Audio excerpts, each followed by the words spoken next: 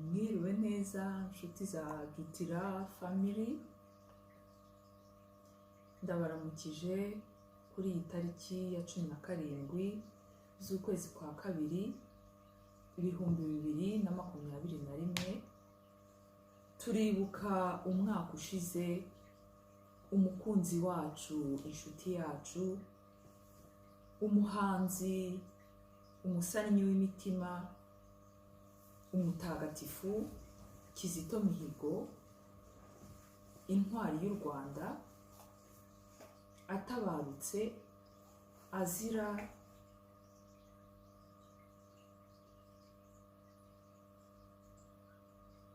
ko yafashije abanyarwanda, azira ibikorwa bye nk'umukristo. Mu by'ukuri kumuvuga bwakwira rugacya, niyo mpamvu ngewe nahisemo akimara gutaha nyuma yo kubabara cyane, agahinda, intimba, byaramfashe nk'abandi bantu bose. Bari abakunzi be, birumvikana, bamumenye dore ko adafite abakunzi bake. Intimba yaramfashe nanjye, agahinda, ubwoba, ese ibi bibaye ni ibiki, ese birashoboka?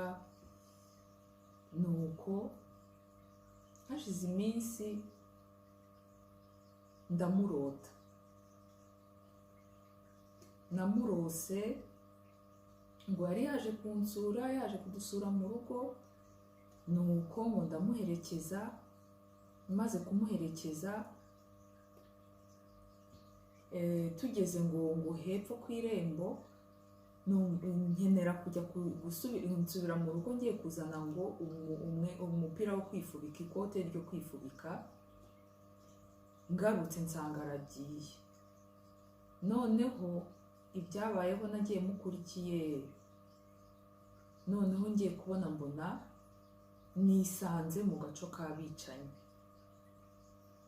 Noneho ndavanse koko, ubwo mvugira ngo mu mutima, ubu koko umuntu wese ukurikiye Kizito ni ngombwa ko abizira? Ese koko ibingibi koko mbese numva birambabaje cyane ukuntu umuntu ukurikiye Kizito wese agomba kubizira. Nuko noneho ubwo nari maze kugwa muri ako gaco nyine k'abantu bafite impiri, bafite amashoka, bafite ibikoresho nyine byose byo kwica abantu. Ubwo icyabaye, kandi mbona ninjiye ahantu, deja narinjiye mbona barafunze, nibwo navuze ariko se n'umuntu wese ugiye kureba Kizito ni rwose bagomba kumwica? Ariko ubwo ngo bivugira mu mutima. Ndangije ubwo nyine nemera urwaje, nta yindi nzira yari ihari, ubwo nagombaga kumanuka ama esikariye. Ikintu cyabaye ni uko ngeze hepfo, ubwo nabonaga hepfo nyine abo bantu bicana bari hepfo.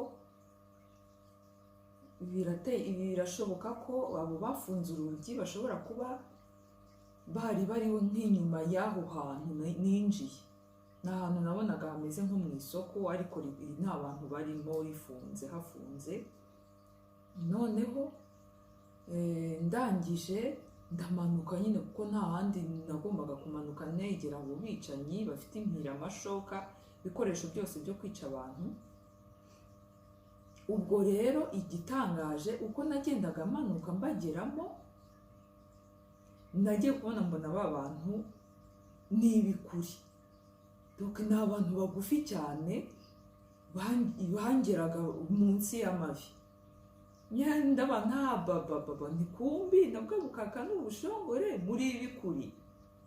Ubwo rero bavandimwe, inyigisho nakuyemo, Kizito Mihigo amaraso ye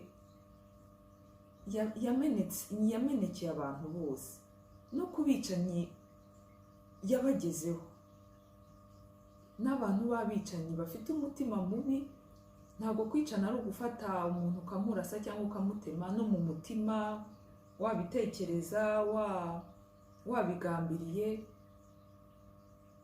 nuko. Ubwo rero izo nzozi zampaye imbaraga. Nyuma y'izo nzozi rero nabaye nk'ugira iyerekwa, ariko ntabwo nari nsinziriye, naragendaga, nari mu mayira. Noneho kuko nifuzaga kugira nk'ikintu nakorera Kizito, nongeye gusubira inyuma cyane. Kizito Mihigo twararirimbanye, njye muzi muri korali, muzi mu makorali atandukanye acuranga anaririmba. Nuko hari korali rero twaririmbanyemo by'umwihariko. Nuko ubwo rero ndabanise ni nka kado namuha y'indirimbo, donc ayo magambo natangira guhimba, nashakisha amagambo akabura. Ubwo rero sinzi ukuntu amagambo yaje nyuma yo kubona za nzozi. Natangiye kumva ikintari kimeze nk'iyerekwa. Nabaga ndimo kugenda, ndi kujya ku kazi, cyangwa se ndi gutaha ku kazi, cyangwa se ndi mu kazi, nkumva biraje, haje message, ubundi nkabona n'amashusho. Donc ubwa mbere nabonye amashusho Kizito Mihigo nyine azamutse ava mu isi, mbona urwererane nyine mu ijuru, azamuka aragenda, agera abamarayika baramuzamura bamugeza kuri Yezu. Nuko noneho ngo Yezu ubwo nyine ahita amuhinanga, ati mwana wanjye, ati ngwino umpobere, ngwino ngwemo. Nuko amuhinanga, aratangira aramucurangira. Nuko ubwo rero nyine mbona Kizito yihengetse kuri Yezu. Murabona ukuntu iyo ntuza Yohani yihengekaga kuri Yezu gutya nyine amuri iruhande, niko nabonaga Kizito Mihigo nawe ari kwihengeka kuri Yezu, ubona yishimye, uruhanga rwe rurabagirana. Noneho Yezu rero ubwo nibwo yahise nyine amuhinanga, Kizito nyine nawe Kizito aratangira aramucurangira. Ndi kubibona iyo image, ngenda nkabona iraje, ndabana rero ibi bintu se ni iki nabikoramo? Ibi bintu reka uko ndi kubibona gutya mbyandike. Ndabyandika. Nuko rero biza kuvamo indirimbo y'ibitero 6. Numva ndishimye. Nyuma yaho ari indi nayo naje guhimba yo gushimira Imana nk'abanyarwanda ko twabonye umutagatifu. Nyuma y'icyo gihe numvishe umutima wanjye wuzuye ibyishimo, wuzuye amahoro, wuzuyemo kubabarira. Kwa kuntu yavuga ati mubabarire n'abandi n'abagize uruhare mu gupfa kwe, Mana Nyagasani bababarire. Ntangira sasa kubabarira noneho. Nuko ubwo rero nyine kuri uyu munsi twibuka umwaka we amaze yitahiye, message mfite yo kugeza ku banyarwanda niyo kubabarira, niyo gusabira abantu bafite umutima mubi, abantu bafite ibiganza bijojoba amaraso, abantu batagira impuhwe, abantu batazi agaciro k'ikiremwa muntu. Abo bantu barababaje, bakeneye gusabirwa. Ubwo rero muri ya message nabonye Kizito Mihigo agenda ajya mu ijuru, yahawe n'ubutumwa. Yahawe rero ubutumwa,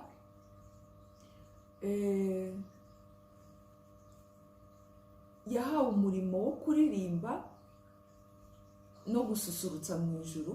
Mu ijuru yawaboneye uwo murimo. Noneho mu isi, noneho by'umwihariko mu Rwanda, yahawe ububasha bwo kudusura no kuduhumuriza. nuko rero nyine kandi ku bantu bose, nta igihe ni iki, nta muntu wavuga ati rwose si ubu koko njye igihe byarenze naracumuye, nakoze ibirenze, njye ntabwo Imana yambabarira. Igihe ni iki ngiki kugira ngo na wa wundi wiyita ngo ni umunyabyaha tukutuku, yewe n'abagize uruhare mu kumwica, igihe ni iki kugira ngo mutege ijwi Kizito Mihigo, mutagatifu Kizito Mihigo azanye muri aka kanya. Afite indamutso y'amahoro, afite indamutso y'ibyishimo, afite indamutso y'urukundo, afite indamutso y'imbabazi. Natwe rero inshuti ze, ababyemera, iyo ntuze yaradusabye urwo rukundo, ayo mahoro, izo mbabazi zaradusabye. Natwe rero niyo mpamvu ndi kuzisakaza no ku bandi. Ubwo rero kuri uyu munsi, kuri iyi tariki ya 17 z'ukwezi kwa kabiri 2021, nifuje ko iyo ndirimbo ari bwo yasohoka, noneho ikaza ije kuba igisubizo cy'ibyo twibaza. Ubwo rero naho mu kanya ngiye kubanyurizaho iyo ndirimbo, ndimo no kuyiririmba. Murakoze.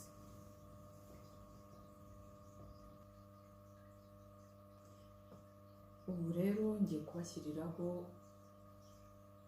iyo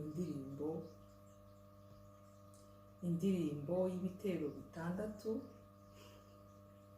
yitwa Kizito Mihigo umutagatifu.